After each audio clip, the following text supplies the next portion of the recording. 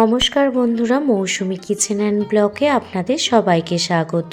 মাছ তো আপনারা অনেক রকমভাবেই বানিয়েছেন, তবে যে কোনো মাছ এই রকম পদ্ধতিতে বানিয়ে দেখুন, স্বাদ কিন্তু মুখে লেগে থাকবে। এতটাই টেস্টি হয় যা আপনাদের আমি বলে বোঝাতে পারবো না। একটি স্পেশাল মশলা দিয়ে মাছটি আজকে আপনাদের রান্না করে দেখাবো। শীতের দুপুরবেলা মাছের যদি এই রকম একটি রেসিপি থাকে তাহলে গরম গরম ভাতের সাথে একদমই জমে যাবে। এখানে আমি 5 পিস রুই মাছ নিয়ে নিয়েছি।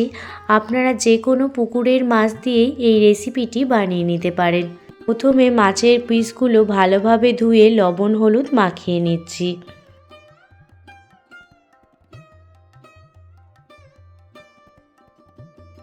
প্রত্যেকটি মাছের মধ্যে লবণ হলুদ ভালোভাবে মাখিয়ে নিয়েছি।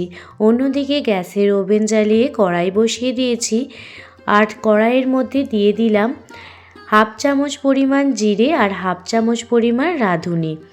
রাঁধুনি আর জিরে গ্যাসের ফ্লেম মিডিয়ামে রেখে খুব ভালোভাবে ড্রাই রোস্ট করে নেব। রাঁধুনি ও জিরে ভালোভাবে ড্রাই রোস্ট করে উঠিয়ে নেওয়ার পর ওই কড়াইয়ের মধ্যে দিয়ে দিচ্ছি 5 থেকে 6 কোয়া রসুন, 4টে কাঁচা লঙ্কা, আর দিয়ে দিচ্ছি 5 থেকে 6টা কাজু বাদাম আর 6 থেকে 7 টুকরো আদা। ঝালটা অবশ্যই আপনারা আপনাদের স্বাদ মতো দেবেন। সমস্ত উপকরণ খুব ভালোভাবে ড্রাই রোস্ট করে নিয়েছি। রোস্ট করে একটি বাটিতে উঠিয়ে রাখলাম। অন্যদিকে দেখুন, এই মাছের ঝোলটি বানানোর জন্য একটি ফুলকপি নিয়ে নিয়েছি। ফুলকপিটা প্রথমে কেটে নেব। ফুলকপির ডাঁটাগুলো প্রথমে বাদ দিয়ে দিচ্ছি। ফুলকপির ডাঁটাগুলো চচ্চড়ি করে খেতে ভীষণই ভালো লাগে। ডাঁটাগুলো বাদ দিয়ে নিয়ে নেওয়ার পর ফুলকপিটা মাঝ বরাবর কেটে নিচ্ছি। বরাবর কেটে নেওয়ার পর ফুলগুলো ছোট ছোট করে কেটে নেব। ফুলকপির পিসগুলো মিডিয়াম রাখবো, একদম খুব ছোটও হবে না আবার খুব বড়ও হবে না, এই রকম পিস করে ফুলকপিগুলো কেটে নিচ্ছি। ফুলকপিগুলো এইভাবে মিডিয়াম সাইজ করে কেটে নিয়েছি। এবার ফুলকপিগুলো জলেতে ভালোভাবে ধুয়ে নেব। অন্যদিকে একটি মিক্সার গ্রাইন্ডারের পাত্র নিয়ে নিয়েছি, তার মধ্যে দিয়ে দিচ্ছি ড্রাই রোস্ট করা রসুন, কাঁচা লঙ্কা, কাজু বাদাম, আদা, আর এখানে আমি অ্যাড করে দিচ্ছি একটি মিডিয়াম সাইজের টমেটো। সামান্য পরিমাণ জল দিয়ে একটি স্মুথ পেস্ট দেখুন আমি বানিয়ে নিয়েছি। অন্যদিকে গ্যাসের ওভেন জ্বালিয়ে কড়াই বসিয়ে দিয়েছি, আর কড়াইতে দিয়ে দিলাম পরিমাণ মতো সর্ষের তেল। তেল খুব ভালোভাবে গরম হয়ে গেলে লবণ হলুদ মাখানো মাছগুলি একে একে ভেজে নেব। মাছগুলো ভাজার আগে অবশ্যই তেলটা খুব ভালোভাবে গরম করে নেবেন, তাহলেই দেখবেন মাছগুলি খুব সহজেই কড়াই থেকে উঠে আসছে, একটুও কড়াইয়ের গায়ে লেগে থাকছে না। মাছগুলো আপনারা আপনাদের পছন্দ মতো ভেজে নেবেন। এখানে আমি হালকা করেই মাছগুলো ভেজে নিয়েছি। প্রথম ব্যাচের মাছগুলো ভাজা হয়ে গেছে, এরপরে সেকেন্ড ব্যাচের মাছগুলো ভেজে নেব। আপনারা তো অনেক রকমভাবেই মাছের ঝোল রান্না করে খেয়েছেন, একবার এইভাবে মাছের ঝোল রান্না করে দেখুন, গরম গরম ভাতের সাথে খেতে অসাধারণ লাগে। একদম ঘরোয়া মশলা দিয়েই এত সুন্দর মাছের ঝোল বানানো যায়, একবার হলেও বাড়িতে ট্রাই করে দেখতে পারেন। দেখুন, সেকেন্ড ব্যাচের মাছগুলো ভাজা হয়ে গেছে, আর মাছগুলো ভেজে উঠিয়ে নিয়েছি। প্রত্যেকটি মাছই খুব সুন্দরভাবে ভাজা হয়ে গেছে। ওই মাছ ভাজা তেলের মধ্যেই ফুলকপিগুলো দিয়ে দিচ্ছি। আজ আমি ফুলকপিগুলো ভাপাইনি, আপনারা চাইলে ফুলকপি ভাপিয়েও রান্না করতে পারেন। যেহেতু শীতকালীন ফুলকপি, আর এখন তো জাঁকিয়ে শীত পড়েছে, তো সেই কারণে ফুলকপিগুলো আজকে আর আমি ভাপিয়ে রান্না করিনি। ফুলকপিগুলো হালকা করে দেখুন ভেজে নিয়েছি। এবার ফুলকপিগুলো একটি পাত্রে উঠিয়ে নেব।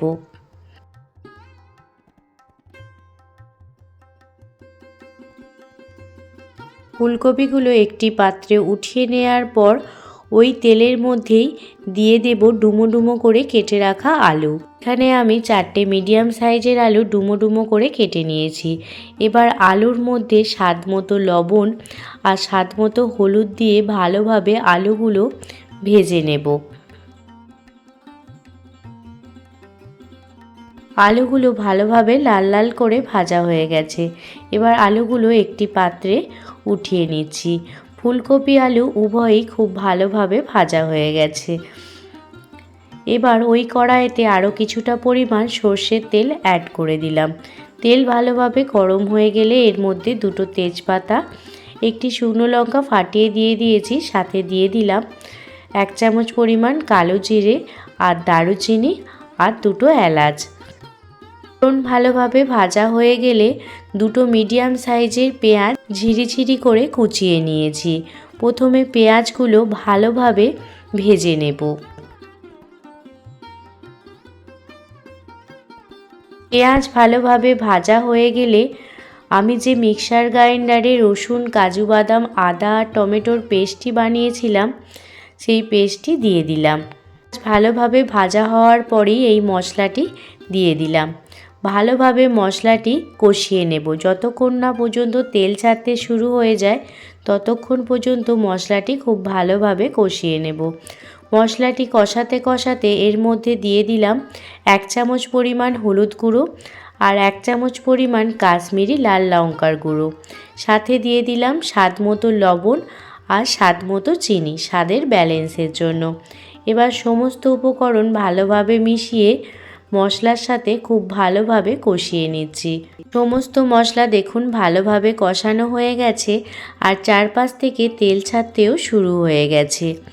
এই পর্যায়ে ভেজে রাখা ফুলকপি আলুগুলো একে একে দিয়ে দিচ্ছি।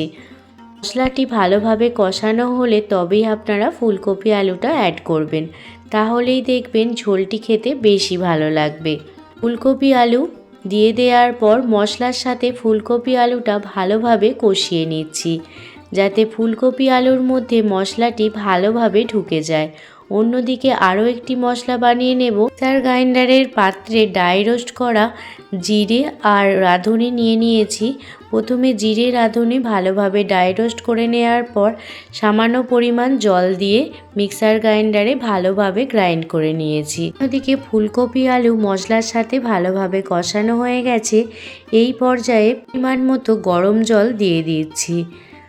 পরিমাণটা আপনারা আপনাদের পছন্দ মতো দিয়ে দেবেন। অবশ্যই গরম জল দেবেন। যে কোনো রান্নায় গরম জল দিলে সেই রান্নাটির টেস্ট দ্বিগুণ পরিমাণে বেড়ে যায়। পরিমাণ মতো জল দিয়ে দেওয়ার পর এর মধ্যে আরও 4টে কাঁচা লঙ্কা দিয়ে দিলাম। ঝালটা অবশ্যই আপনারা আপনাদের স্বাদ মতো দেবেন। দেবার পর লবণটা কম মনে হচ্ছিল, সেই জন্য আরও কিছুটা পরিমাণ লবণ অ্যাড করে দিলাম। আপনারা জল দেওয়ার পর অবশ্যই লবণটা চেক করে নেবেন। রাঁধুনি আর জিরে যেটা মিক্সার গ্রাইন্ডারে জল দিয়ে বেটে নিয়েছিলাম সেই বাটাটি দিয়ে দিলাম। ফুলকপি আলু খুব ভালোভাবে সিদ্ধ হয়ে যায়, সেই জন্য গ্যাসের ফ্লেম মিডিয়ামে রেখে 10 মিনিট মতো ঢেকে রেখে দেব। 10 মিনিট পর ফিরে এসেছি আর আপনাদের দেখাচ্ছি। দেখুন ফুলকপি আলু উভয়ই খুব ভালোভাবে সিদ্ধ হয়ে গেছে। শেষে 1 মুঠো পরিমাণ ধনিয়া পাতা দিয়ে দিলাম।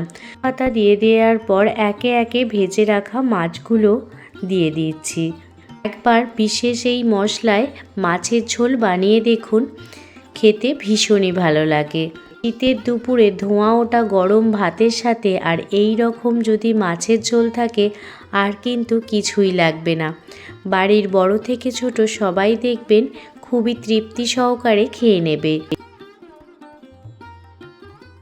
এর মধ্যে ভেজে রাখা মাছগুলো দিয়ে দেওয়ার পর আরও 5 মিনিট মতো ভালোভাবে ফুটিয়ে নেব, যাতে মাছের ভিতর সমস্ত রকম মশলা ভালোভাবে ঢুকে যায়। 5 মিনিট ফুটিয়ে নেওয়ার পর গ্যাসের ফ্লেমটি বন্ধ করে দিলাম। এখানে আমি আদার্স কোনো মশলার ব্যবহার আর করব না। এই বিশেষ মশলাতে আপনারা একবার হলেও মাছের ঝোল বানিয়ে দেখুন, খেতে ভীষণই ভালো হয়। আজকে আপনাদের এই মাছের ঝোলের রেসিপিটি কেমন লাগলো অবশ্যই কমেন্ট করে জানাবেন। যদি ভালো লেগে থাকে প্লিজ একটি লাইক, কমেন্ট, শেয়ার এবং সাবস্ক্রাইব করে আমার পাশে থাকবেন। কোনো নতুন বন্ধু আমার চ্যানেলে ভিজিট করে থাকলে প্লিজ চ্যানেলটি সাবস্ক্রাইব করে বেল নোটিফিকেশান অল করে রাখবেন, যাতে আমি কোনো রকম ভিডিও দিলে আপনারা সেটা প্রথমেই দেখতে পেয়ে যান। সবাই ভালো থাকবেন, সুস্থ থাকবেন, সাবধানে থাকবেন। আবারও কোনো দিন অন্য কোনো রেসিপি ভিডিও নিয়ে আপনাদের সামনে হাজির হব। ধন্যবাদ।